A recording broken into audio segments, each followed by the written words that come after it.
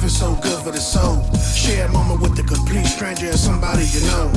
Don't care if you're young or you're old. Sit down and tune into the best show. Lee bringing all the flavor. Interviews getting greater and greater with a nostalgic feel. You know she got. Welcome to another episode of Laughter is My Love Language. I am your host, Lily Mason, where I highlight and celebrate all things comedy related and major contributors of comedy. And I'm so excited about my guest today because you've seen her working with the likes of Donnell Rawlings and Charlie Murphy, been on the game and the scene for well over 20 years. I'm so excited to introduce you all to Don B. Hi! Hey, girl. I got tongue-tied, so excited talking about you. Welcome! Thank you so much for being here. Thanks for having me. So, my first time meeting you was in 2021. I don't know, years after 2020, it gets weird for me, like, because everything kind of just feels like one long year.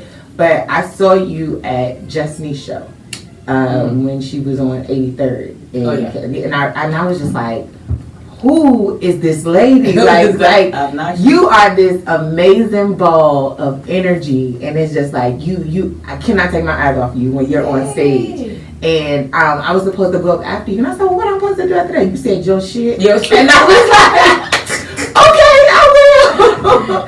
And then we had a chance to work together again, January of 2022. You were hosting for Tony Woods at Riddles. Yes, and I was on that show.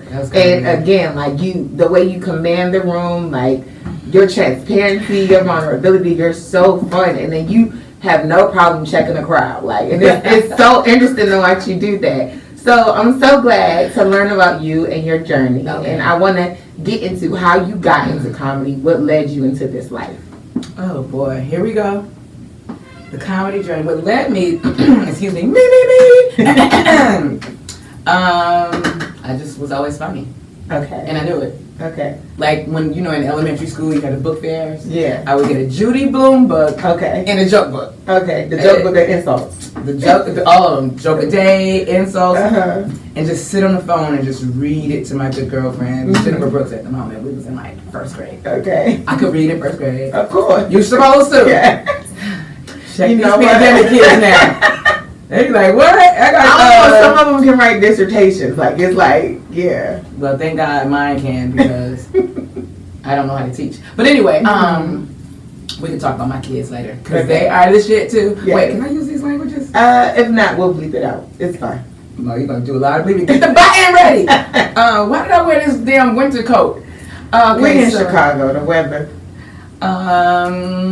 So what I thought growing up you could only be like Lucille Ball. I wanted to be Lucille Ball. Okay. I didn't know you could do stand-up comedy until my godmother, Miss Hannah, she told me to come next door and she showed me Eddie Murphy's Delirious. Okay. I was like 9. I was like, I was watching it and my brother was sitting behind me on the couch. I just kept saying, and I was like, wow, you can do that? Like you can damn.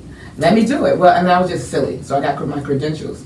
I got class clown in elementary. I got most unforgettable in high school. Love that. And then I said, damn, I got to go to college because that was the ongoing question, What are you going to do when you grow up? I'm like, I don't. I'm going to go to school like you're supposed to do. But I guarantee you see my name in lights on some kind of in the newspaper, on the marquee. I said that to my 8th grade teacher, Miss Paulette Smith. And I mean, it's happened. I'm still on the block, but, and then I said, I'm going for it. I used to go to comedy shows. TNT Comedy Hook was popping back in the day. Okay. Right? Where was this located? TNT Comedy Hook is out it's by Outriggers. It might be the same place out in Illinois. Where is that? Glenville? Oh, so that TNT. Yes. Oh, okay. That same TNT Comedy Hook. It used to be popping. No. And I went every Friday with my boyfriend. I paid one Friday, he would pay the next Friday. And then I would just heckle sometimes because I'd be drunk off Long Island. And I was so inspired, like, right. And they was like, shut up. I'm like, oh, you would be the heckler. I was the heckler. I didn't know. Like, I went so much that I knew everybody's set. Oh, wow. Oh, my God. Like you watching the movie and you said it along. And I'm just giving all the lines up. They hated me. George Wilborn checked me one day. I was at TNT, and then I knocked my drink over. And he let me have it so bad. That was the last time I drank on Islands, and I learned just a little bit. Don't heckle. But then I kept going, and then Mark Simmons used to do Joey D's, and I said, I'm going up Thursday night. I'm going up, and I went up. Do you remember anything that you said that night? I do. First of all, I had a song. Okay. It was Eve. Don't you know? Wait, what song? Okay, that one. Don't. Niggas better laugh tonight. Wait, that was Jigga. Who's that girl? I don't know. It was just a thing to come up to a song, and then I did it, and I ripped, and I'm like, I'm a comedian. That's it. That's all you That's need. it. That's all. And then I went back the very next Thursday. Leon Rogers was hosting, and I took it in the face. Like I couldn't even get it out, but it was like karma. So I was just getting heckled. And this one dude was just heckling. He was heckling me so bad. I was like, and then I got off stage. Like Leon came, he got the mic, he did this little move. Like the Sandman? He got the mic, I'm like, oh my God. But he let that dude have it.